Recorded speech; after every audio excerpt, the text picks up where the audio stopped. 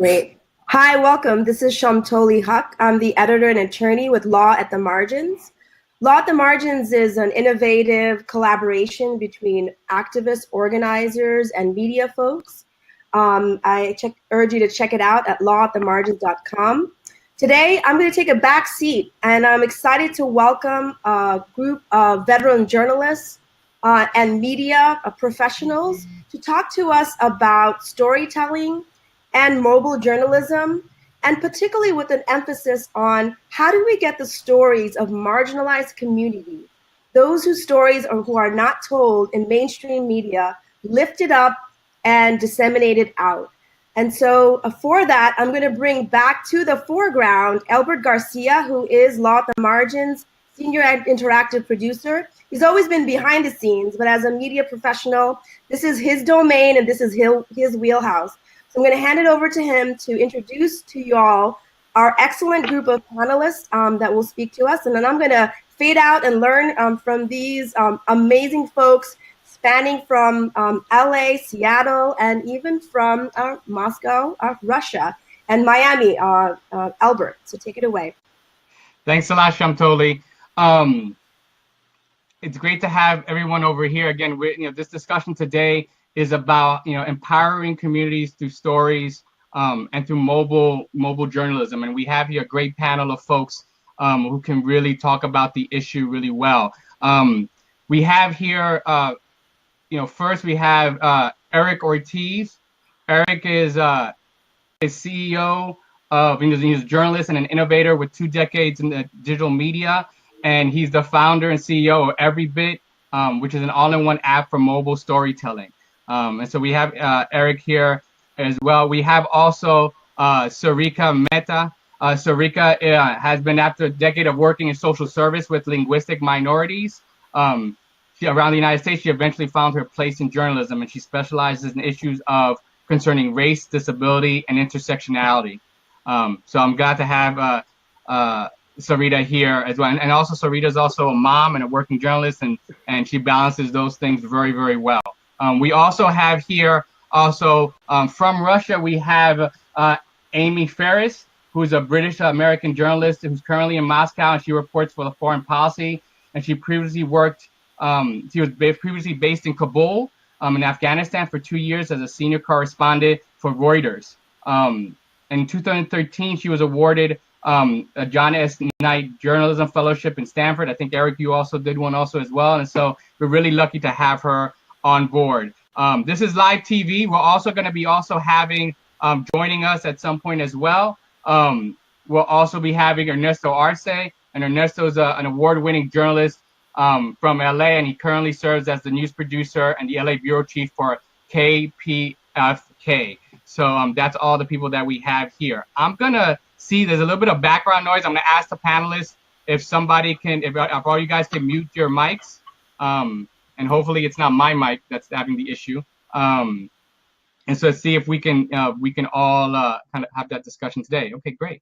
So as Shamtoli had said, we're talking here today in terms of mobile journalism and really kind of storytelling in the new digital age. And again, mobile journalism, where reporters use these kind of portable technologies, use phones to really gather news. It provides a unique opportunity to share the stories from local communities from the United States and around the world. The real question is, can we use these tools to also strengthen communities and empower communities who've been historically at the margins of both society and democracy, and whether that's here in the United States or even in terms of globally. So we want to really have a conversation around that issue and have it set in a very practical term so that folks can really have something that they can take away with.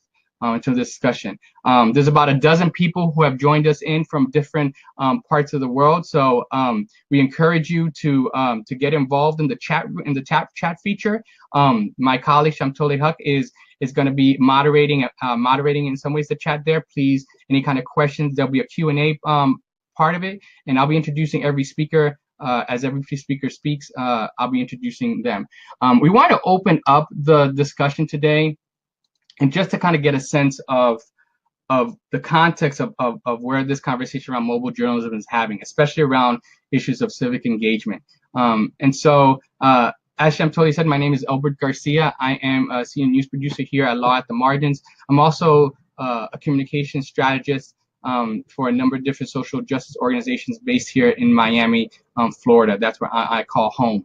And part of the idea in terms of the term civic engagement, or whether you're really talking about engagement in general, it may be a relatively new term, but its meaning is not. However, over the course of time, how you keep your audience, and no matter how you define it, whether it's volunteers or members or subscribers or people who are watching in your program, how you keep them involved has been something that society has been trying to answer ever since the dawn of time, probably ever since the first cave people were in their homes and trying to kind of do hieroglyphics and trying to communicate to each other. And specifically, though, the idea of civic engagement or engagement as a term has been something that's been kind of being tossed around, I would say, since the mid 90s.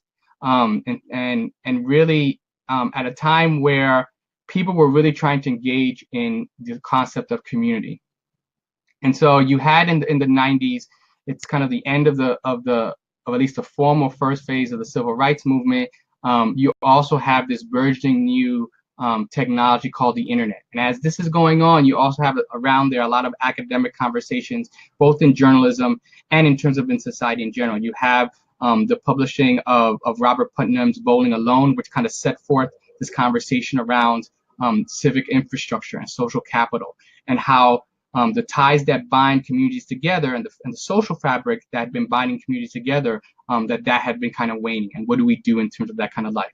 You also have people like NYU's Jay Rosen talking about civic, citizen journalism and public journalism, and the role that journalism, had or has in terms of servicing not just the community, but also in terms of what do we do? Is it just a question of passing along information, or is there any role and responsibility when you pass that information along? And how do journalists serve local communities in that way? All about that came about this idea of the more engaged in your community you are, in terms of attending events, from going to shopping at your local store to attending your local high school, basketball or football game, the more likely you were to engage in other parts, of society, right? And especially in terms of democratic society. And for social justice organizers, that means, in terms of, voting engagements and rates of participation in whether it's political campaigns or just in kind of issue campaigns. But it also meant in terms of journalists, in terms of people, the amount of people who actually read papers, right? And the audiences of being engaged with the information coming along. But that breakdown in society that people were talking about, and this idea of trying to come up with community, that had been issues that we're very familiar with communities of color. And again, from an historical standpoint, coming off the 60s and the 70s, in terms of in a lot of urban cores, whether it was political instability, whether it was violence that came about because of protest, or violence that came about out of police brutality, and other things that kind of, there were a number of different things, including drug use, but also just in terms of people also leaving urban cores for the suburbs. There was a bunch of different things that basically challenged community unity and community resilience. Each community in each neighborhood reacted in different ways. And we saw over the course, not just of the late 70s, but in terms of the 80s and into the 90s, we also saw cities and urban cores also reinventing themselves. We're seeing in some places where immigrants served to fill in that gap, whether they were traditional in terms of traditional immigrant groups, or different other places coming in and kind of reinvigorating neighborhoods. We also saw eventually towards the latter part, the rise of kind of a new millennial class that came in and kind of remixed what people even thought about some of these urban cores. And so as this thing is going on, you get this discussion about community and civic engagement, and how do you actually do that, and what role do each of these parts of society plays in that. Now, information and the distribution of information, well, that's always been the part of the kind of that shared space where journalists kind of occupy, but also where kind of social justice organizers or community organizers occupy, right? And we saw in the 60s and the 70s, we saw how many times, whether it's unions or even political organizations like the Young Lords or the Black Panthers, each of them had their own media operations, right? They had newspapers, they had even, for some of us who are old enough to remember, they had like information phone lines where you could actually call in and find updates on your issue, whether it was a legislative issue or even an action. You had those kind of things, and these were places where, in some cases, like in some cases, especially in the 60s and 70s, these newsletters and these media operations also became grounds or training grounds for folks who would actually go into journalism, right? Folks like, in terms of on the Latino side, like folks like Juan Gonzalez cut their teeth doing information and media work for political organizations, and then kind of took that information and moved into like mainstream journalism or some kind of journalism there. And so it's not a far stretch to think of these media operations and these community media operations as being kind of the forerunners of what we see now in terms of these online platforms, whether it's blogs or whether it's your modern community paper. And what you've seen, especially over the last 5 to 7 years, especially in terms of journalism, is that you've seen a lot of organizations, whether it's news operations or new social entrepreneurial journalism projects, or even I would say legacy philanthropic entities like the Knight Foundation, really try to fold this idea of civic engagement and civic engagement practices into both traditional and experimental models for delivering the news. But then you're also seeing the drivers of social change, unions, community organizations, also try to do the same thing, because they recognize that with this new technology makes basically every person their own content curator and their own content creator, right? And so they're less dependent on media to get their message out. So organizations that historically work on trying to build the power of community groups or historically marginalized folks, they're now crossing this familiar bridge that I think every journalist has in their toolbox, which is kind of into this idea of storytelling and narrative building, right? Realizing that the power of stories, stories have a power to change lives individually, and also to have a larger scale impact on policy decisions as well, right? Because sharing stories keeps people involved, but using stories to inspire action helps change the world. And so at some point, a lot of these organizations are also starting to recognize that it's not just about lining up storytellers, but it's also giving people the tools to actually tell their own stories. And so it's not just about lining up folks to appear at a press conference that a journalist can cover, but it's actually organizing a press conference where folks, on a very grassroots level, actually now begin to engage with journalists per se, as opposed to through an intermediary or through some sort of like public relations outfit. And so we're starting to see, I think, journalists and community folks kind of begin to not just begin to share these spaces, but to kind of recognize that they kind of collaborate on these kind of shared spaces. The other thing that's also interesting in this light is that these communication skills are not just ways in which to amplify your voice, but it's also, for some folks, a way to also provide economic empowerment. I mean, there are lots of jobs in coding and marketing and media production that on a community grassroots level, there is this hope, both on the social justice side, and also as well as if you talk to folks that are leading these citizen journalism projects, to say that this is also a training ground for more involvement kind of in the field. So I think what's great about where we're at this time in life is that there is this recognition that civic engagement happens at all levels, and that every industry, whether you're talking about newspapers or the private sector, is looking to get more people involved. Now we have the tools to do so, right? So the tools for communicating, like your phone used to be just something that you just call, you call the line, you say, hey, come to this event or go see the story. Or even if you're a journalist, it was the way in which you communicated with your sources. Now it's its own content machine, right? We kind of forget that we probably on so many conference calls these days that we forget that, as of 7 or 8 years ago, being on a conference call was only things that large organizations and long institutions could do, right? You didn't have things like free calling, conferencecall.com or something like that. So those tools to be able to use the phone to create stories, to generate stories, is something that's kind of important there. And so, I think this is the context in which this conversation is going on, and the tools in which we kind of use that is something that I think, our next panelist, Eric Ortiz, is really in the best position to kind of explain to that. As managing editor of Truthdig, he's had a frontline seat in terms of both alternative media and using stories to try to make a change.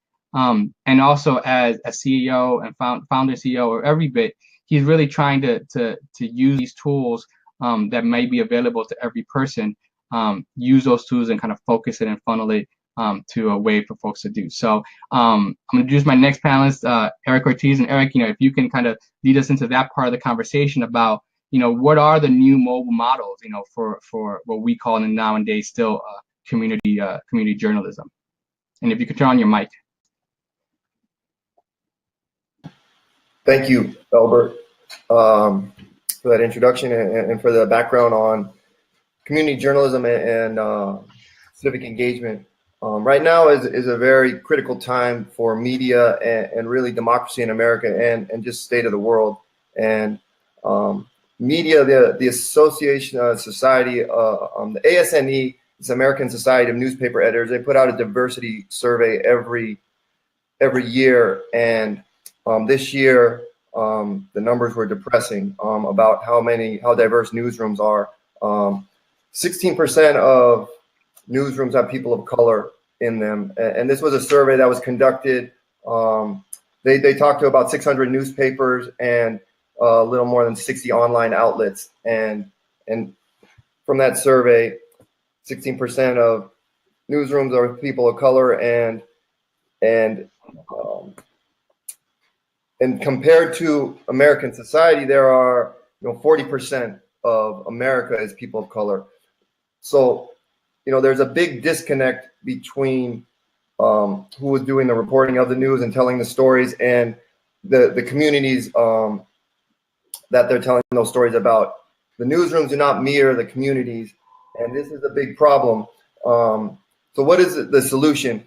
I believe that we need to turn communities into newsrooms. And to do that, journalists need to take an active role in not just providing the tools and showing people how to do it, but providing the training and ongoing support. And so that's something that I'm really working on is training people, building community newsrooms, showing them how to tell stories, showing them what the tools are to do that. And Evrybit is one of those tools that we created as a mobile storytelling tool that I developed a few years ago to make it easy for anyone to tell a story. Right now, there are lots of tools that people can use, to do that. That's the beauty of technology now. It's just a matter of knowing what is the most effective tool and cost-effective tool to do that. To get started, you can use something like Evrybit. It's a way that you can use your phone, an iPhone right now, to tell a story using multiple pieces of media: audio, video, photo, text, drawing. It streamlines live reporting so that if you're in the field, you can capture all of this media in one place. And this can be very useful for reporters who are covering an unfolding story in real time and they want to get it out there live. There are other tools that people can use. Facebook is effective to gather people together, and you can put single updates one at a time. Instagram is another tool that you can use to tell stories with audio and photos. Snapchat, Twitter, these types of things. What we wanted to build with Evrybit is an all-in-one solution, so that everything is in one place to do that, and make it more efficient and cost-effective. The other problem we wanted to solve is a lot of these technology tools are created for the technology company. And what I mean is media, all the people, create the photos, the videos, put it on those platforms, and then that's free content for Facebook, that's free content for Twitter, free content for Instagram that they are monetizing, and the people who create it are not getting rewarded for it. They're not getting paid for it, while those technology companies are. So with our technology, we wanted to create technology for the people, and create a system that not only empowered the people to tell the stories, but also provided a way that they could get rewarded for telling those stories and paid for telling those stories. So we're working also not just on the production aspect and the distribution aspect, but also on the monetization aspect and figuring out how you can change this media model that started with the internet giving away content for free. And news organizations, you know, for a long time, newspapers were making a killing because they were the only news outlet in town. And so they had a monopoly on news and distribution, and they were doing very well with that model for decades. With advertisers, they had good relationships and they were making lots of money. When the internet came around, that changed that model. And a lot of people didn't adapt to that change. And they thought that it would not disrupt their industry the way it has. And now you see a lot of newspapers going out of business, a lot of newsrooms getting smaller and smaller. And when that happens, you know, democracy is hurt and affected. And that's what we're seeing right now in America. There's not enough news reporters, and newsrooms don't have the resources to cover all the stories that need to be told. So, for example, you know, there was a terrible tragedy, natural disaster in Puerto Rico that happened with Hurricane Maria a few weeks ago. And it's still ongoing. People are still impacted by it. And there's two narratives that are going on. You know, you have a narrative that's coming from the government, and that says one thing, that says things are going great, the recovery is going great, not that many people have died. And then you have another one with people on the ground that are saying something different. And who do you believe? Because there's not a lot of mainstream media in there covering that story. One person who is doing this is, her name is Rosa Clemente. She's an independent journalist, and she has assembled a team of reporters, media makers, and they are in Puerto Rico. They've been there for a few weeks, documenting what's going on the ground. And she has been telling this story on independent media, you know, talking about it on radio station KPFK. They have a website. We'll share the link with that. But she is saying that, you know, there are hundreds of people and maybe even thousands of people that are dying or that will die. You know, that it could be a greater tragedy than Hurricane Katrina. And that's not what we're hearing from, you know, mainstream media sources, from the US government. But this is the type of untold stories that need to get told. You know, what is really happening.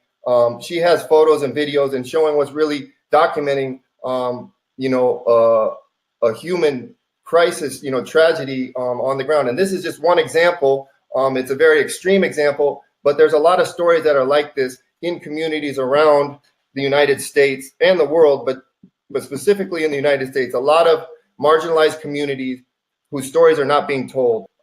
With the decline of print, you know, one thing that has really been impacted severely is metro news sections, local news desks. There's not a lot of resources to cover local news.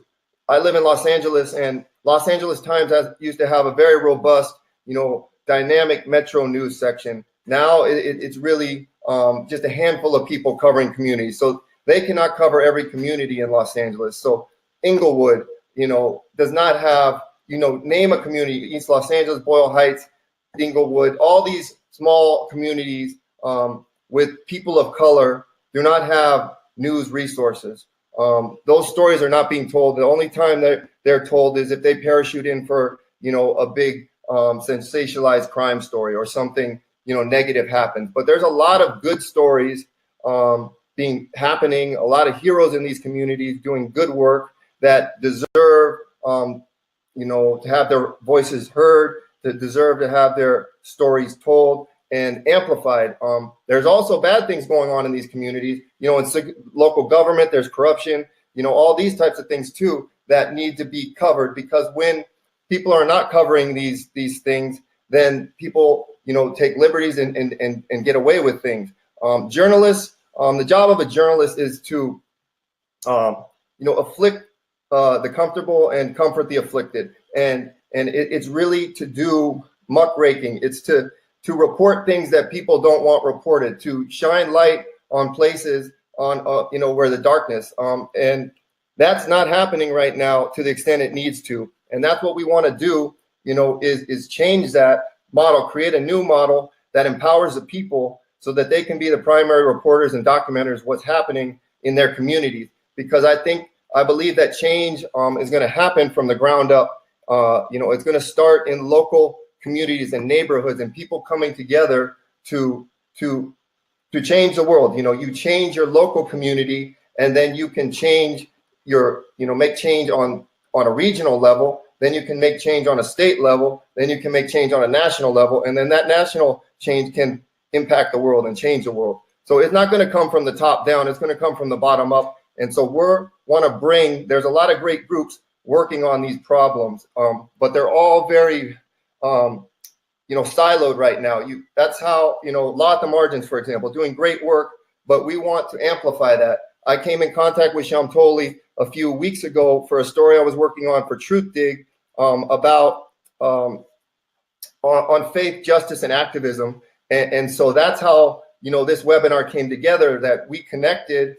She's really has great network in the activist community, and my background is in journalism. So we thought it would be great to bring, the journalist and activist community together. And that's what we want to do. This is the first step in what we hope is a great partnership to expand this idea and create these community newsrooms around marginalized communities in the United States, so that we can create a network of local news on stories that aren't being told, stories that are being ignored, stories that are being misrepresented by mainstream media. And I'm already started to do this in Los Angeles by holding workshops. So we hold workshops and start training people on how to tell stories, use these tools, and then distribute them, and then how can we monetize it. And it's going to take a lot of work, but we have to do it. I believe it's not an exaggeration to say, the fate of the world is at stake, because there are a lot of forces at play right now that don't want these stories to get out, that want to control the message and control the narrative and not really get the truth out. And so I believe there are people in the community, in all communities all over the country, that want the truth to be told, that want to get this information out, that are courageous and brave and fearless and want to do that. And so we want to connect all these people and bring all these people together, so that all these individual groups that are doing this work we can all work together under one collective and be connected through that. So that's what this is all about, is connecting people, connecting people who want their stories to be told, whose stories are being untold, and then showing them how to do it, providing them the tools and the training, the ongoing support. So we are going to be recruiting journalists and activists to work together to do this work. And we're going to be organizing workshops.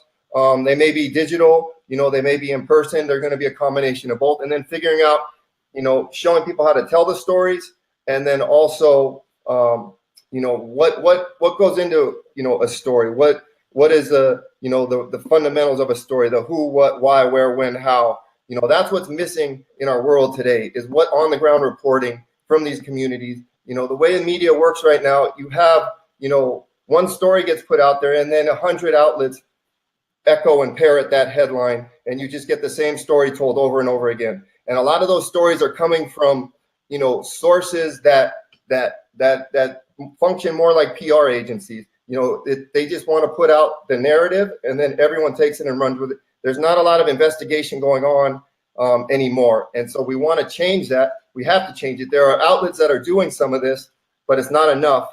And so the people are the way that this is going to change. And so we want to organize the people. We want to, bring everyone together and collaborate and really do it the right way. Have high standards, for this journalism. There's going to be editors that are going to be working with the community to vet the work, to make sure that it meets the highest standards, because that's been the problem in the past with citizen journalism, is just the standards have not been able to be met, because it's a lot of work to do this. But I believe that it's the right kind of work. So and it needs to be done. And there are people who are willing to do this work. It's really going to get, you're going to have to get in the streets. You're going to have to get in the community, and it's going to be, really working with people on a grassroots level, not just behind a computer screen, but really getting out in the community, meeting people and building trust, showing them that this is real and we can do this. Every voice deserves to be heard, and we want to make sure that every voice is heard and give people a way to do that. The technology exists to make every voice heard. But beyond the technology, we can do it on a grassroots level too.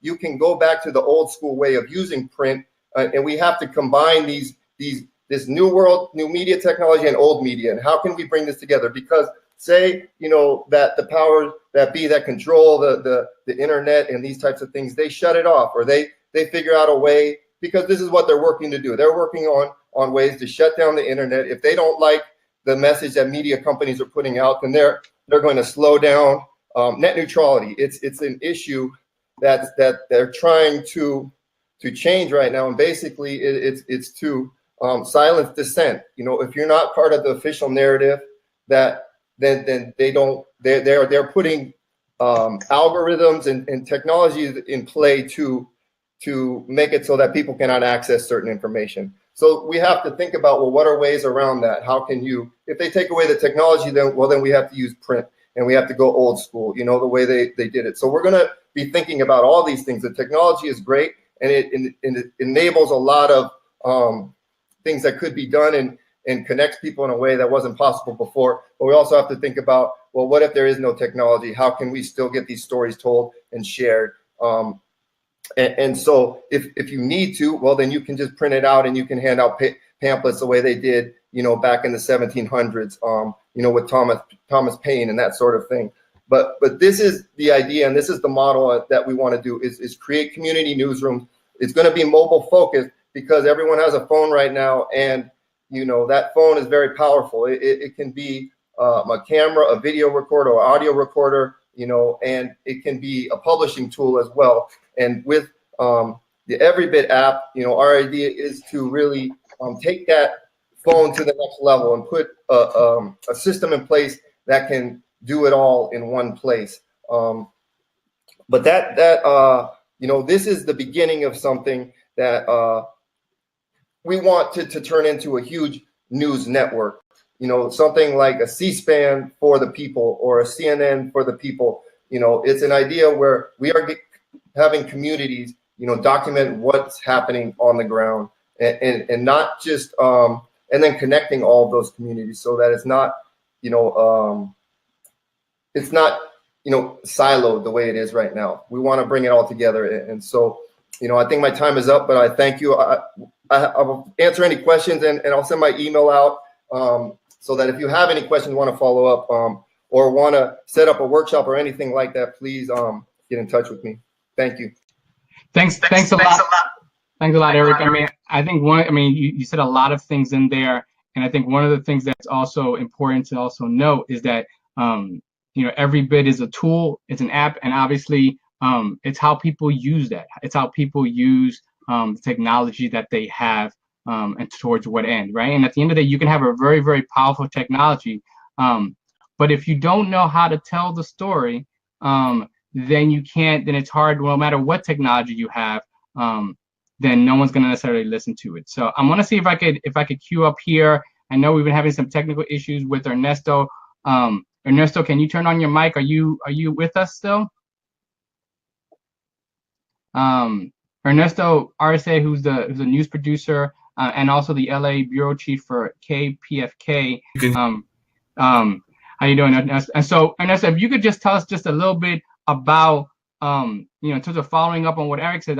You have a nice, powerful tool. Maybe you figure out different ways to do it, but at the end of the day, you have to tell a story. So what are some of the things that that we should be thinking about, especially if we're trying to lead kind of people-centered or community-centered, really a kind of a narrative movement. How do we tell a really, really good tale?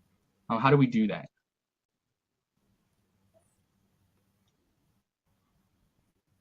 You're on.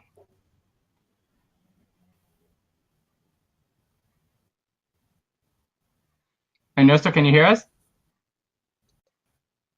We may be having some issues. Hear me? Some I think there may be some technical. I think we're having some difficulties. difficulties over on my end. Unfortunately, one of the communication medium, right? Some of us all have the same tools as others, but very best, I can't hear anything coming back, but I'm hoping that I'm hoping you hear me, and if not, maybe you can send me a direct. Why don't we do this? Why don't we do this, Ernesto? I'm gonna see if we can talking away and no one's actually connected. Yeah, I'm gonna see if we can. Anyways, why don't we see if we can answer? Yeah, go ahead.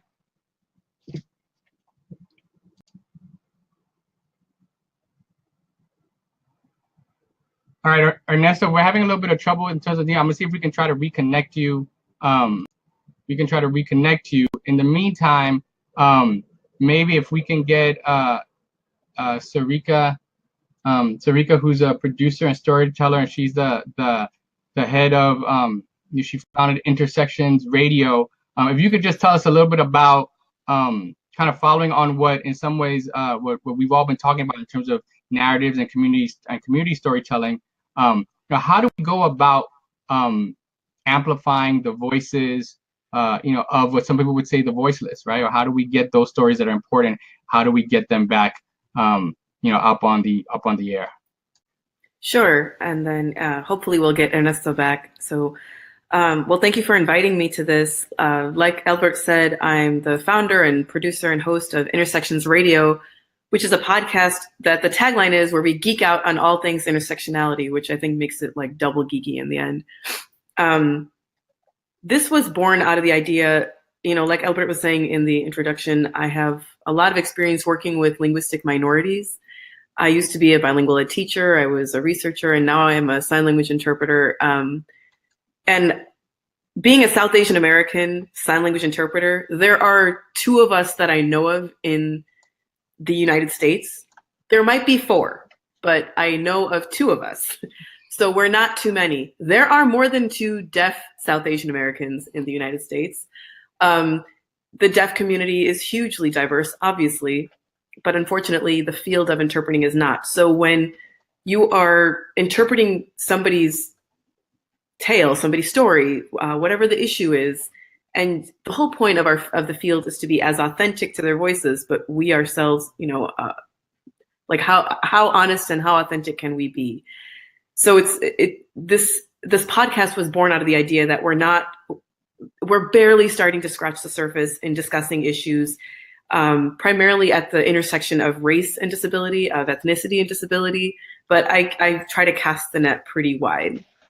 One example of where this really caught my eye was recently, as we've been talking about the hurricane in Puerto Rico, and I saw a Facebook post by a deaf Puerto Rican colleague, person that I know, who put a video in sign language saying, hey, FEMA aid is going to be available at XYZ place. Because the fact was that with no access to services, with no access to technology in the current medium, in the current situation, there was no access to food and water, and this was detrimental.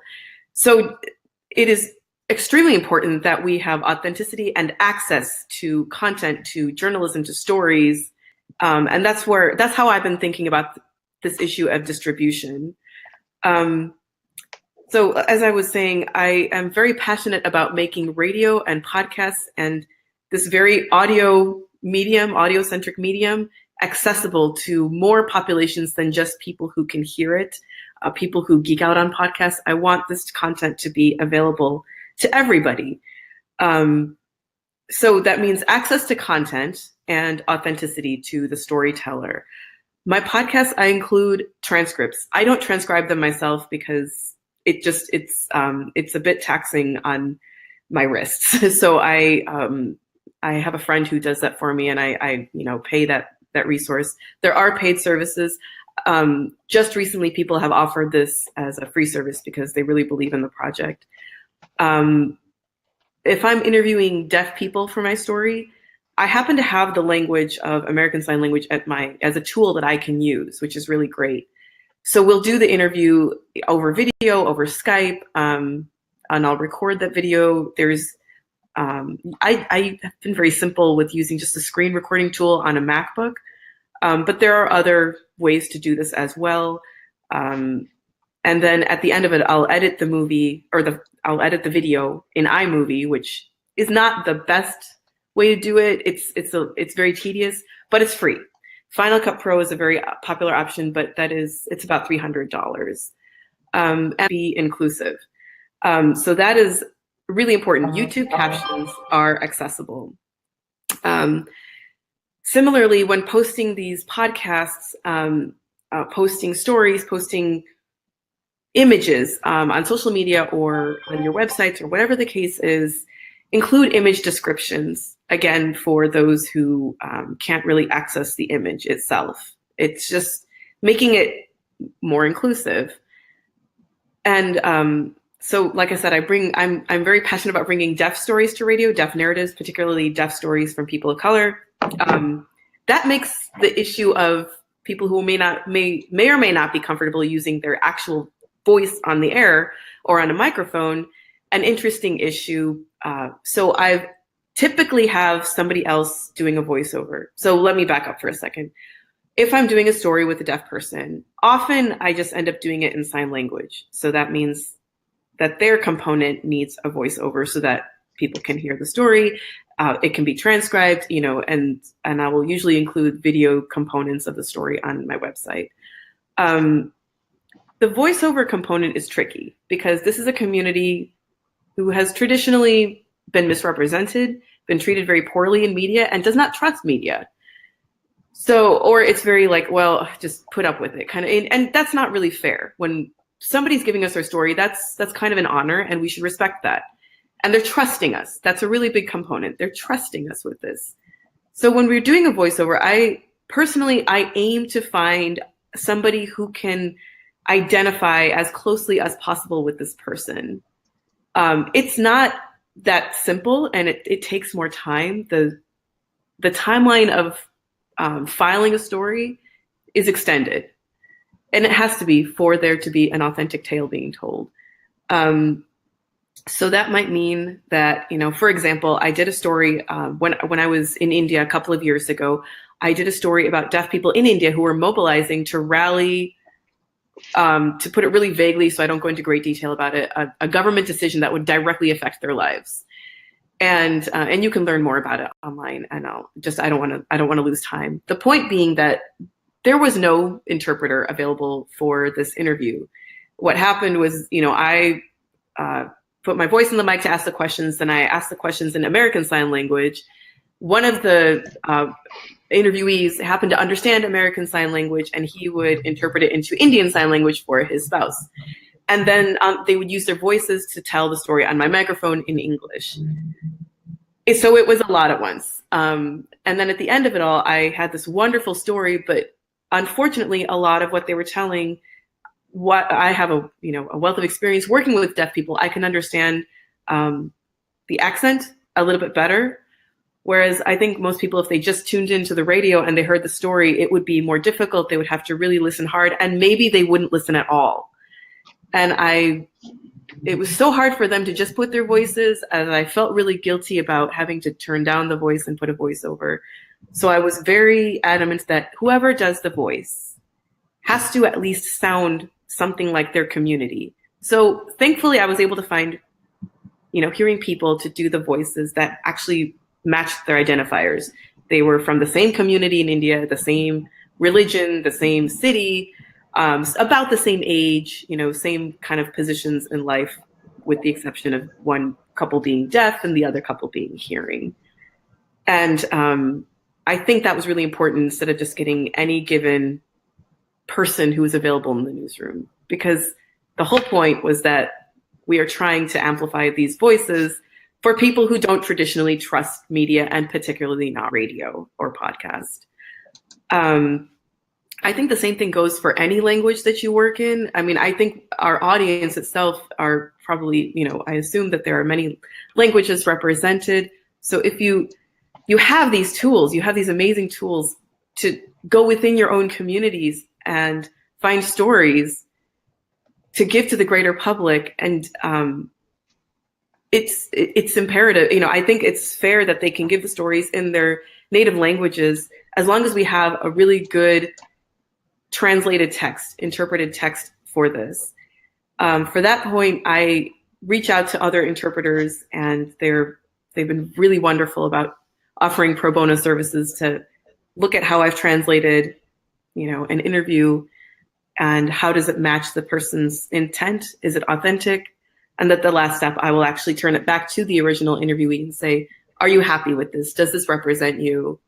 Are these word choices appropriate? Did I misinterpret something? The authenticity component, I cannot stress enough, is something I'm really passionate about. And I'm just talking about, the deaf community. This can be represented for anybody. But the point being that the content should be authentic and it should be accessible. Because if it's not accessible, then can we really say that we're being inclusive? And this, this gets tricky when there are things like ambient noise that's overpowering the story, or really poor video quality where you can't even see very clearly unless you're straining your eyes and you can't really access what's being told. Unfortunately, as we are experiencing in this webinar, this does happen, and you just, it's better if you just kind of do that portion over again so that it is accessible, because the content in the story is the most important part. So that's about, transparency and access to content and authenticity to the storyteller. The other way I've been thinking about distribution is also just engaging with the people and the groups who are already doing the work in their communities.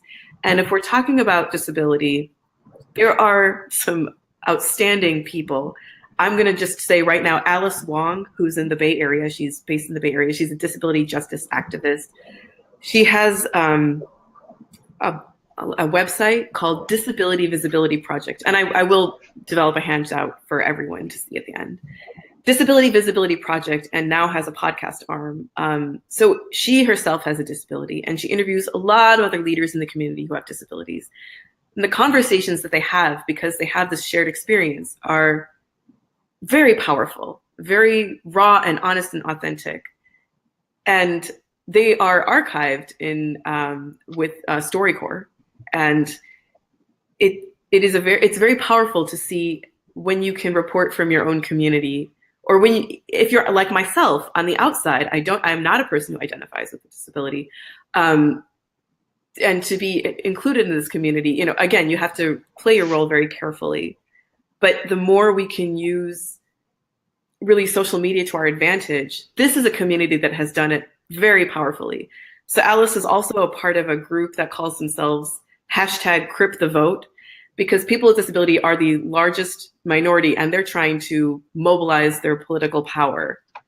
This was really tricky right before the election, when a lot of decisions were being made without the consent of people with disabilities, and now that is continued. I don't even need to go into detail. I know you're all aware of certain healthcare decisions that are taking place.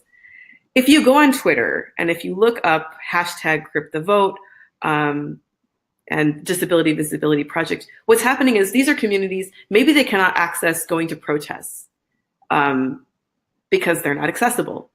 So they're protesting online. And if you see an entire thread of text medium, and then we can take this, we can get in touch with these people and amplify their voices using the tools that we have.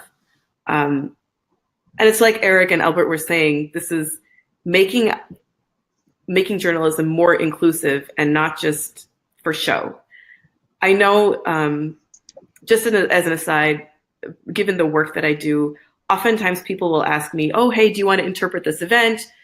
And it will be community activists and organizers. They will ask me to interpret, or they will ask me to point to people who can interpret. And that's all fine. The problem is when the event is still not accessible. You may have sign language interpreters and it looks like it's an accessible event. But when the ambient noise is to a point where I cannot hear myself, or the people cannot hear a presentation, then it's all a wash. So again, it's just important to think about who can access what I'm working on, who cannot, and reach out to people who who have these experiences and ask, well, how can I make this better? I would suggest people you have relationships with. Other sources that have done amazing work, it's an acronym HEARD. It stands for helping helping educate and advance the rights of the deaf, and the acronym is HEARD. And this was founded by Talila Lewis, who specializes in working with deaf prisoners. And they often host what are called deaf chats on Twitter. So you can learn a lot about stories there. I cut my teeth in radio, in community radio, and community radio is very powerful because it's a huge audience that has access to airwaves, and they're not beholden to advertisers. So a lot of diverse stories, and I mean every definition of the word diversity, a lot of diverse stories can get on the air, and that's really great. What are some other, and then the technology components. So since we're talking about community journalism, obviously funding is tricky and low, and I don't generate revenue in my podcast, so I obviously, unfortunately, cannot pay anyone to help me out either. I've gotten a lot of gracious volunteers and favors from friends because they believe in my project. But for a long time, to edit the audio, to make it like, so let me back up. There's a spectrum of just getting the content out versus making something sound really professional with multiple voices and stories and This American Lifestyle or whatever. So I used a software called Reaper. There's a free trial online, and I think it's like a $60 one-time fee or something. There's Audacity is a free download, whereas on the higher money end of the spectrum is things like Adobe Audition. Any Adobe software is on the higher end. I have I've been doing this for a number of years, so I have a Zoom recorder and a field mic, and I think each one was like $80, and it was worth the investment because I've been doing this for a long time, and I'm heavily invested in this. The iPhone does a lot of the work for you. I didn't have an iPhone for a long time, so I'm sort of like an older generation discovering its wonderful uses. I have been told that its voice memo does a pretty good job. If you don't want to use voice memo, there is an app called Tascam. Tascam is a recorder, and they have developed an app for iPhone. So if I'm doing a phone interview, phone line quality is pretty terrible, which is frustrating when you only have the audio medium and there's no visual to go with it. So I will ask people to record themselves on this Tascam app, and so it sounds like we're in the same room or something close to that, and that's really helpful. If you're doing a Skype interview, so Skype is downloadable software, I've seen success in using what's called Zencaster for recording those sessions on both ends. So again, it doesn't sound like a phone line, or it doesn't sound like an awkward, far away. Again, poor audio because all you have is the audio. And then it's good to have a website to post things, and I use WordPress. You don't have to pay for a domain name and space and all that. If you do, the cost is pretty low. It's like $26 a year to pay for space. And if you put audio online, if you put an MP3, it takes up a lot less space than a WAV file, things like that. I've heard good things about Squarespace. So I've tried to do this as, with minimal, get more people involved. So, in my case, so I can get more interpreters to help me out with translations. So I can get people to help me out with audio production so that the timeline isn't so stretched out, because we all are stretched pretty thin, but we're passionate about what we do, so it's worth it. I'm trying to think if there's anything else. Oh, one thing about going back to translation and interpretation, if you're with somebody who uses a language different than what, if you don't speak the language, let's say it that way, if you don't know sign language, whatever the case is, and you can't find one in that moment at the last second, there are some wonderful technology aspects, options out there. I am a video relay interpreter, and that means I interpret phone calls between deaf and hearing people. So that's one option, is to just do these things through phone interpreters. it should be a last resort, because it can be very tricky that way, and there can be a lot of hiccups because not everybody knows what's happening because they can't see each other. But if you are, in a bind and you really need to get this person's voice on, this person's story out, you need to get the story filed, you're on deadline, whatever the case is, if you're really in a bind and it's a last resort, phone interpreting is a good option for these things. Because I think it's really important that people are telling their stories in a comfortable manner. But then I would have that checked, by others. I'm just about, that's just about everything I have. I just want to emphasize again the importance of making content accessible. Transcripts it's like a really simple thing. I have seen a lot of complaints from deaf colleagues and friends that they hate podcasts, they hate radio because of the lack of transcripts. And I find it surprising that even, well-funded media sources don't provide transcripts. I cannot speak to that personally, but it's really important. Captioned videos, real-time captioning, we have the technology to do anything and everything. We just need to do it. And I want to emphasize again about authenticity to your storytellers. Working with people with disabilities, working with deaf people, this is looking at disability as an identity and as a culture.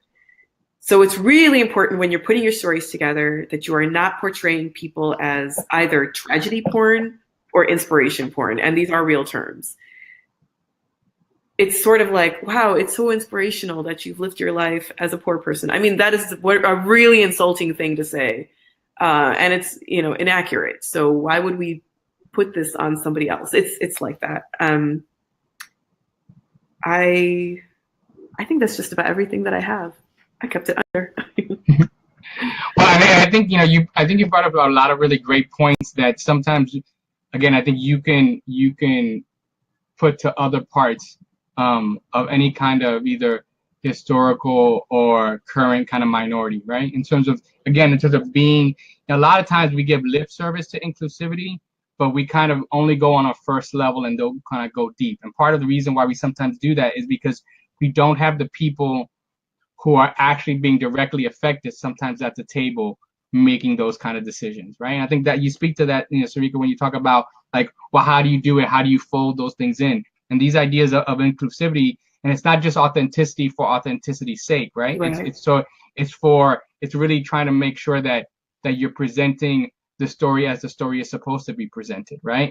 And I mean, even just something small about, being able to do a voiceover in the same in the same culture or the same place, geographic place that the person that you're interviewing, not only shows a level of trust, but also shows a level of commitment to the idea of telling the story in terms of in the right way. And again, like you said, not using it as what someone would call like either tragedy porn or poverty porn, but at the same time too, just in terms of making sure that that you're not misrepresenting even with the best of intentions, right? And I think, and you brought up a lot of points that I think we'll also talk about hopefully in our Q&A a little bit, is that, and in terms of what actually being in control of the narrative is, right? And how do you in some ways cede some of that control of the narrative by making it people-centered or your source-centered, right? And I think that's hopefully if we can get into that in the Q&A, because I think that's an interesting part, especially when you talk about the historical way that I think both you and Erica talked about,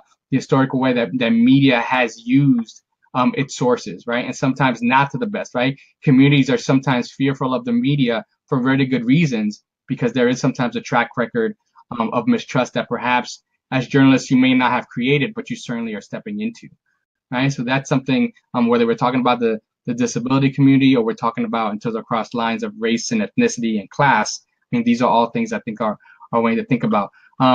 Like all technology, we're having some good days and some bad days. I think we're definitely having some issues in terms of with Ernesto. And if we can't get him back on, then we may just have to read his notes. But I want to see if we can try to get into at least a conversation about which I think everyone is really, really kind of eager to know, which is these are all great stories. These are all great platforms. But how do we make them come alive? Because for better or for worse, we live in a world that actually uses money and needs money, right? And so how do we actually keep something like this afloat? How do we keep our ideas, and how do we fund these storytelling projects? So I want to see if we can get Amy, on the line. She's obviously she's the founder of Sahar Speaks, and she's a correspondent for foreign policy. Amy, can you get on with us?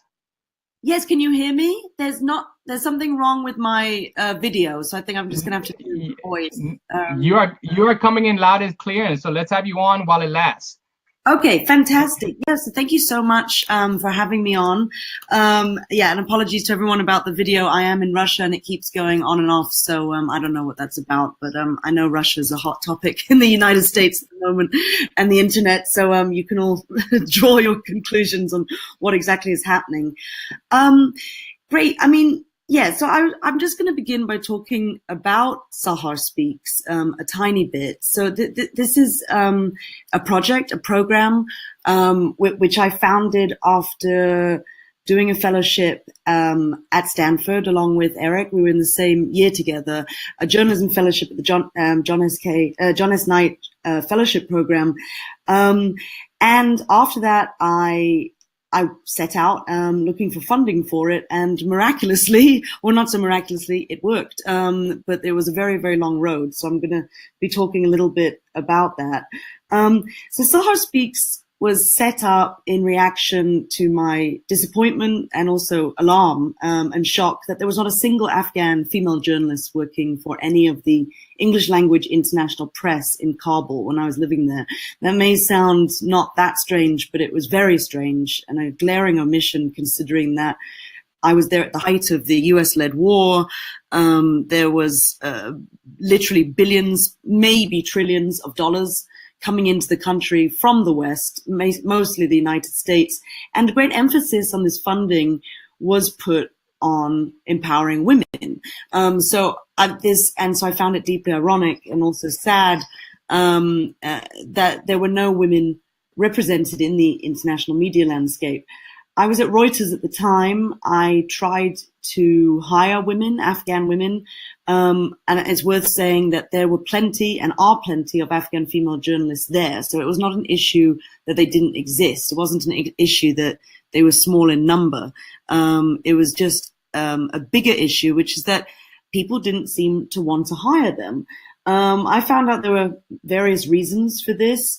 One was Afghanistan it's a difficult society for both of the genders to operate in. They're often separated.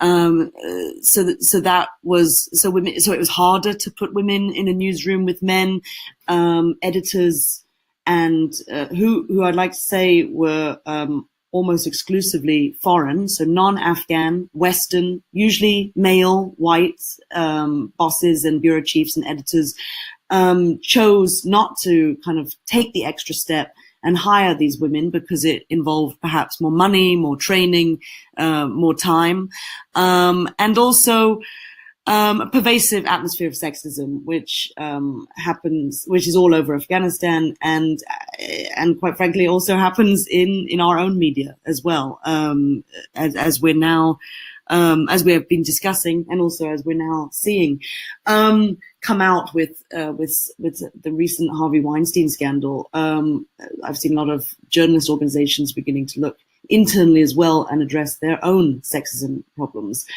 So those were the kind of main reasons for the lack of Afghan women. I didn't agree with them, especially the first one, because that was a problem that could be fixed. And that's what I set out to do, to fill that gap, to try get Afghan women reporting for an international audience. Why this was important is for the simple fact that they are the ones who can report on Afghan women, and they are the ones who can tell their side of the story, their half of the country. I said the genders were often segregated. This means that men, Afghan men, and foreign men or foreign women, such as myself, were the ones going out and reporting on Afghan women for an international audience. And obviously, while I loved my job and found these stories important, I do not think that is the best way to go about journalism. I think that the communities who are being impacted, who exist, should be the best people to tell the stories from their own communities, which is touching on the themes that we've been talking about, that you've been talking about today. I mean, I think a good example, and this is going to what Eric was saying about sensationalizing stories, you know, kind of the press seizing a story, and especially when it affects a minority or a country or a place that we're not used to seeing in our headlines, and jumping on it and putting all of their resources in it, and then only to leave it later on when they've lost interest or when they have decided that this community no longer deserves attention or should not be highlighted. I saw this in awful clarity when I covered the Nepal earthquake, which happened in April 2015. I was actually going there on an international reporting project fellowship regardless of the earthquake. We were meant to be covering humanitarian issues. There was a group of us, and the earthquake happened while I was on the airplane on the way there. As a result, I landed literally in the biggest international story of the week. And it was fortuitous as a journalist that I was there. I'm glad I got to report those stories. It was a very important story, a humanitarian disaster, which was deeply sad and exposed all sorts of problems to do with corruption and how poor communities and poor countries do not have the infrastructure to deal with such disasters. But I was struck by the enormous amount of attention bestowed upon Nepal by the international media. I mean, you name it, it was the biggest story of everywhere for that week. Every single American channel, British, European, everyone was there. They all flew in at enormous expense and cost and reported on the earthquake with gusto. And I spent about 2 weeks in Nepal from the day right after the earthquake till 2 weeks after, and I noticed the international press disappear very, very quickly. And I found that, I mean, they disappeared within probably 4 or 5 days, and it just kind of vanished.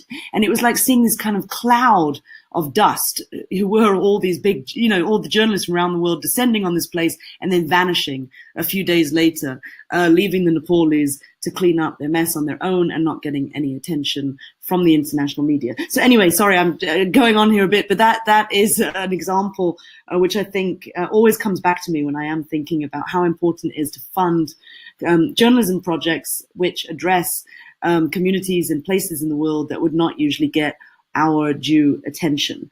In terms of Sahar Speaks, I approached, I mean, trying to get funding for Sahar Speaks was very difficult actually, because Afghanistan started to drift away from global attention, and with this came donor fatigue. And I think this is something that you do see in a lot of countries around the world. Certain places are seen as intensely interesting.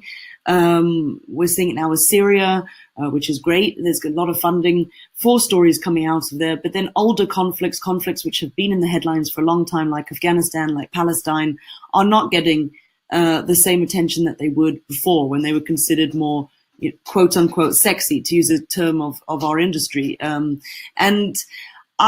mean, so that was difficult. I had to basically convince funders why, well, not convince, but tell them why, and convince them to fund us, tell them why these stories were important. That just because a war has dragged on for a long time, or just because the US has announced a massive withdrawal of its troops from the country, does not mean that these stories should go unreported. How did I get funding? I actually tried and tried and tried. I mean, I tell everyone this story, and I think it's important people out there know how many times I did indeed try, because it was not easy. I applied to every major grant giving body out there. I was major governments who have grants for freedom of speech, for women's organizations, and I got rejected over and over and over again. Finally, I got seed funding from a British trust. I really think if you're starting out on a new project, seed funding is a great way to go. They're blessings, these places, because they are designed to give money to a project at the very beginning. I mean, it is when you're planting the seed, and it shouldn't be underestimated how important and how valuable they can be. I was incredibly grateful to get seed funding, and what seed funding does, and I didn't really realize this until I received it, which it does plant what it says it does. It plants the seed and it allows you to flourish and develop. And then miraculously, as you flower, you get attention and other people want to fund you, which is what happened to me, and to Sahar Speaks. And then I was able to apply for bigger grants, bigger organizations, because you've already got the work out there and you've proved that you can do it, that the model that you have is successful. Fast forward to now, we're now at the end of 2017. It was the end of 2015 when we were set up. And I would just like to say we've to date trained 22 Afghan female journalists in international training in dealing with sexual harassment in the workplace, and also how to pitch to an international audience. We've done that in classroom-based training in Kabul, and we've had our alumni go on to work for the New York Times in Kabul, for BBC Persian, for BBC Worldwide, as well as for Al Jazeera, Norwegian newspapers, German newspapers, and Associated Press. So to anyone who says it was difficult to hire Afghan women, no, it wasn't. We just proved that. But so yeah, fast forward to now.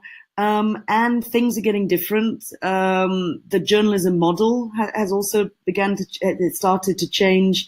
And I started to think, how can we raise awareness and bring funders and continue to have funders for this project and for telling Afghan women's stories. I've just come back from London, where a London-based theatre company produced adaptations, stage adaptations of 3 of Sahar Speaks stories. One was an actual reported journalistic story, which had nothing to do with the author, and the other 2 were autobiographical. And this London theatre company joined forces with a theatre in London and put on the plays, and they were completely sold out 2 days before, actually 3 days before they even opened. So, I mean, that's another example of how you can kind of adapt the model for other people and focus on it in a purely non-journalistic way. It's also a way of drawing attention to the media, to your own media, to your project, in a way that I didn't realize was possible before. And the power of the stage was immense. The stories were relayed with wonderful poignancy, and there was a renewed interest in Sahar Speaks, in Afghan women's journalism, and it was fantastic. We had lively discussions after the plays. Funders came, and it was a way to give a future life to the project. So I do think that's worth bearing in mind when you're out there creating journalism projects and coming up with journalism models, new models that can change the landscape. I realize that I'm also coming up for time now, but thank you very much, and I look forward to your questions. Thank you. Thank you so much, Amy. I think I think one of the things that you really bring up is the idea that at the end, and it's what I think it's a challenge to all good storytellers, is that a lot of times we think about the content first, and we try to produce the content first. So the natural question is, well, how do you get the other resources? But then in some ways it is like, it is almost like, walking the beat, or finding a good story too, as long as you keep on pushing it and kind of networking as you would network into any sources. The money for those kind of stories and the ability to be able to create them is out there. Obviously there are more systematic ways in which people want to kind of get into, and I think that's part of, I think hopefully maybe in the Q&A or our post notes we can kind of include some things in, and again, I think you could have an entirely totally new, you could have a totally different webinar just solely based on that. But again, I think it's one of those things that to kind of highlight that if you can build an audience, and there's an audience that really cares about your work, then you can in essence, you can monetize that audience, or you can at least draw from that audience the resources that you need to produce that, and to even not just produce the work, but also continue to have some sort of seed funding that you can actually then utilize to produce and bring other stories to the fold. So I wanted to kind of try to do that. We are now, I know we are coming close in some ways to time. I think we were trying to get Ernesto in, and I thought I had him on the phone, and then I lost him. So you know, I think I think what I want to do is definitely highlight a couple of you know, a couple of the things that he had talked about in terms of what are some good ideas for storytelling. And what we will do is that we'll just patch in his audio and his presentation in post-production, you know, in terms of the replay of this, and include it into the transcripts there. Because honestly, at the end of the day, all this you know, doesn't really make much sense if you can't really kind of organize a really good storytelling apparatus in terms of out here. So I think one of the things that I know that if Ernesto was here, you know, what he would say is that, you know, journalism follows a structure much like writing a poem or a short story, or even a letter to a friend. There's a beginning and there's a middle, and somewhere in there there's a conflict and an end of resolution. And so you know, some people would like to summarize journalism in terms of the 5 W's and an H, in terms of who, what, when, why, and how. And I think part of the idea in terms of telling a story is getting to that essence of that story, as well as in terms of the conflict. I think one of those things that, in terms of that storytelling, is you want to kind of think about it in a couple of different ways. Be an information gatherer, right? Make sure you gather in terms of, in essence there. When you sit down, in terms of trying to figure out your story, try to make the most out of it, right? You know, you can't, you know, if you're a citizen journalist, you know, or you're trying to kind of get the story out there, you can't be a full-time reporter. So take the opportunity to, you know, cover a rally, a protest, something that's going on, and try to kind of just find out, like, you know, try to, what I would say, I think Ernesto would say, is like, try to get to the essence of it, as if you were sending it to someone that you care about. Try to do that. And then also try to just also figure out a little bit in terms of, have a little discipline around editing, right? Chances are, if you're covering any kind of story, whether you're doing an interview or you're covering an event that happened, you're probably passionate about it. There's probably lots of material. I'm sure if you were covering this webinar, there's definitely at least close to an hour and a half of stuff that you would do. Try to kind of edit it down to the 2 or 3 most important things that you want to do. I think the other thing in terms of what we'll do, and we'll certainly maybe have Ernesto do a separate kind of, you know, maybe do a separate kind of tale or workshop in terms of telling, in terms of what makes a good story. But at the end of the day, I think Ernesto would agree that, you know, the most important thing when it comes to telling a good story is that, you know, you've got 2 or 3 key points that are memorable for folks, and that you can do this reporting. You can do it without any real resources, right? The most important resources you have, you just say, is that you have time, and that you have a passion for doing it, and you're committed in many ways to what Sarika said. You're committed to telling the story, and as long as you're committed to being, I think, inclusive and authentic, then the story sometimes will write kind of itself. Eric, I don't know if you've got anything more to kind of say. I know Ernesto, we couldn't get him on, but I don't know if there's anything you wanted to say, since you know Ernesto very well as well. Mike, we need your mic. I'm sorry about that. I was saying, I think if you're not a journalist and you want to learn the basics, I think you keep it simple to start. You know, storytelling, it's about just getting the key information into the story to begin with. And then there are techniques that you can use, but I think to start it is getting all the information. As you said, gathering all the information, the who, what, why, when, where, how is a great place to start with that fundamentals. So make sure you're hitting all those key points, and then you can, you know, gain confidence as a storyteller, and then you can, you know, make it more creative. You know, there are lots of tools that you can do. But I think the other thing is, you know, stories, there's lots of different ways to tell stories nowadays. I mean, you can write a story, you know, print it, but beyond that, multimedia allows you to tell a story with photos, video, audio. You can combine all of those. You can tell a story with data. You know, there's all different ways to tell a story. So I think, you know, when you get started, you have to figure out what type of story you want to tell. What are you covering? What would be the best medium to use to tell this story? Would it be text? Would it be photos, video, combination of all of the different medium? And I think, you know, once you do that, then you have to tell the story. You know, you produce it.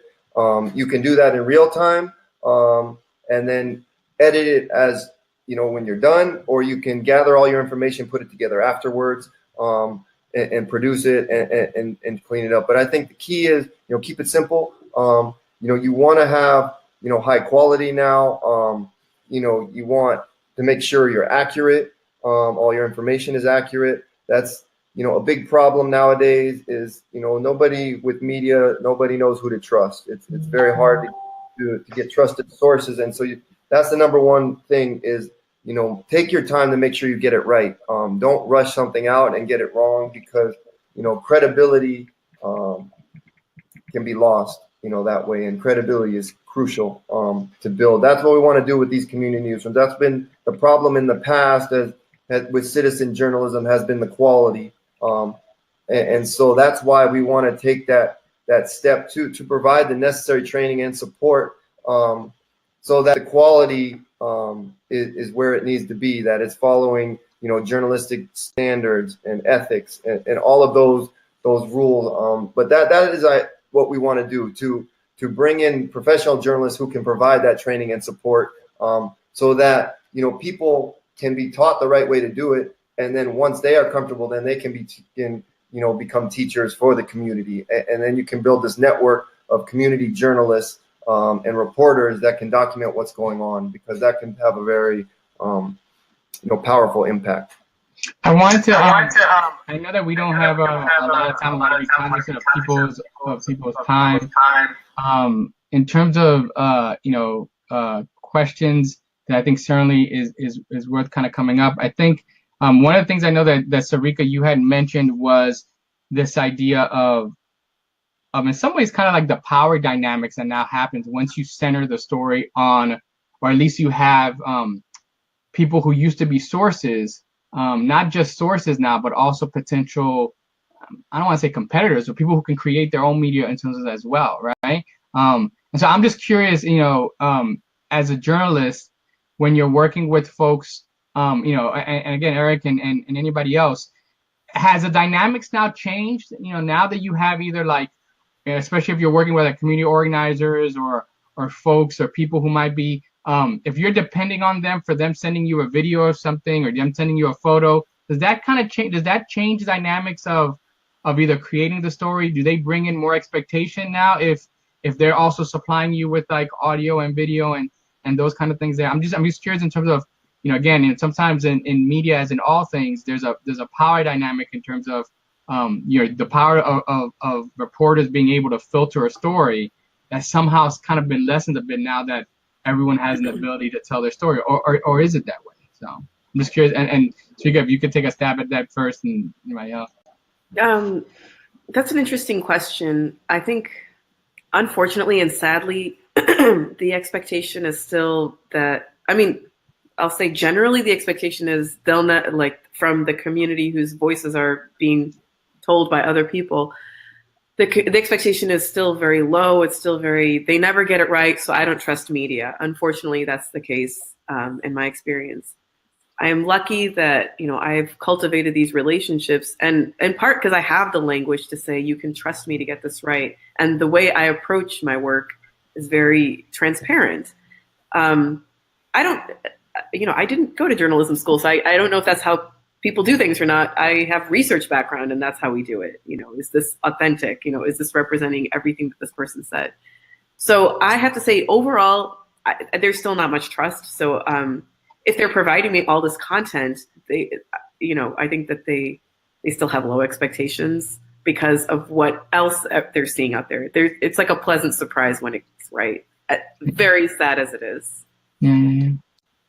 Yeah, I think the key is trust right now, and rebuilding trust with media. I think there is a trust gap, and there's a huge trust gap, especially with, you know, marginalized communities, people of color, and the media, because they are, you know, misrepresented, ignored, and so we need to build that trust, and so I think media has to go to the communities and cannot expect the communities to come to them. You have to go to where they are and really listen to what the needs are. Listen first, you know, figure out what the issues are, and then work with them to address those needs. And it can't just be you parachute in and you're done. It has to be an ongoing relationship that is built with these communities, because, you know, as been mentioned in this webinar, that's what happens in a lot of these communities. The media goes in, you know, they're there, and everyone is in Ferguson for,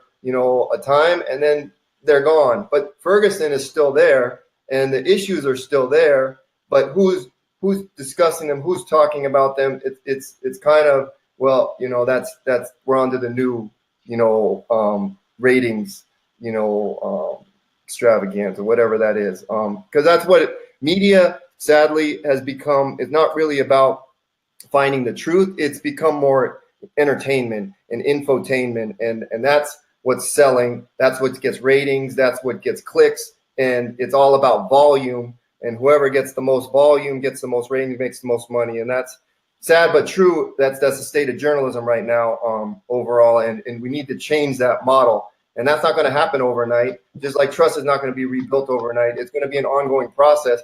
But, you know, we have people who are motivated to do this work, and we're going to bring them all together. That's the goal, is to bring these people together, and so that we can do the work together to create a media, you know, that is for the people, that can really make a difference in the world, and do journalism that is for the people. So it's going to be people powered, and that's what we want to do. But it's going to be bridging these two worlds, you know, the professional world of journalism and media with the activist world, and then the community, everyone who's impacted by the issues daily. Thanks a lot, Eric. And that was Eric Ortiz from works over at TruthDig, but also is the founder and CEO of Evrybit. We're closing in on time, and so I just wanted to give all the speakers kind of an opportunity to kind of give some kind of closing thoughts or closing remarks about what we discussed today. It's been a lot. I think this is a very we can continue to have this kind of conversation. Very practical in terms of how do we actually do it and craft it, to the kind of just larger general conversations that have been brought up, you know, about content, authenticity, what does it mean to be inclusive, what does it also mean to also be in the business of storytelling, right? And who gets the profit out of that, especially if you're talking about empowering communities that are traditionally economically marginalized, right? So there's a lot to talk about there. So, but what would you have us kind of leave with, especially when we're talking about this mission of trying to empower communities, stories and mobile. I'm gonna see if we can go to the one who's farthest out there in terms of Amy. If you could maybe begin to close us out and tell just your thoughts. Hi there. I don't know if you can hear me. Yeah, we can. You were just on but anyway, great. If you guys can hear me.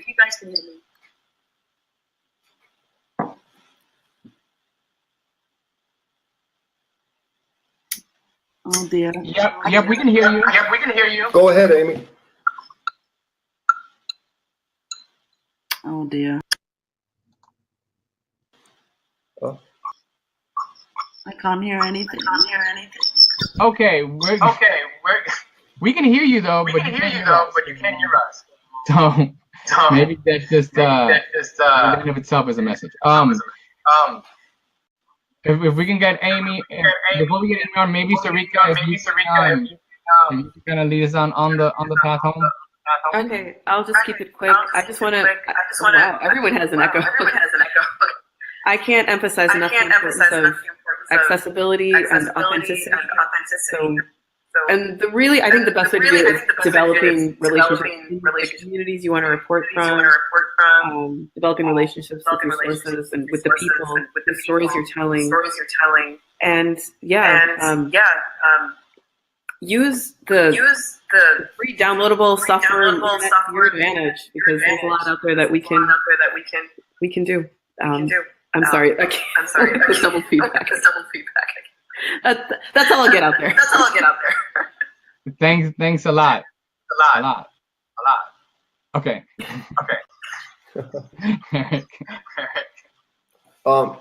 Yeah, I mean, I want to thank everyone for joining us, and just reiterate that this is the beginning of creating a new, media model, and it's going to take time, but we want to start small and start simple and create it in a practical way that works. We're going to be looking to get it funded to support this, and also figure out a way, that people can be rewarded for their time and their work, because all of this media that's being captured on a phone, the photos, the videos, all of it has value, and right now it's been devalued, by the internet, and so it's figuring out how that works, and that a lot of people have not been able to figure that out yet, and we're going to put as many people on it until we find a solution. But there's a lot of problems in this world, and we can't solve them all at once, so we're going to do it piece by piece. And the first one is figuring out how we can create these community newsrooms for the mobile age. Thanks a lot, Eric. And again, I want to thank Shamtoli Huq, who's the founder and editor of theMargins. I want to thank my Echo for repeating everything I said. And I want to thank everyone who joined us today. There were close to 20 folks who ended up joining us at some point, and we look forward to sending it out to the more than 65 folks who registered for this, and continue this conversation about how we really empower communities, and how we build power, both media power and narrative power back to folks, or not really back to them because they have it, but to kind of amplify in a way that can really impact and affect change. So Shamtoli, thanks a lot. Thanks a lot. Eric Ortiz, Sharika, Amy, Ernesto, and you guys have a good night. Good night and good afternoon, wherever you are in the rest of the world.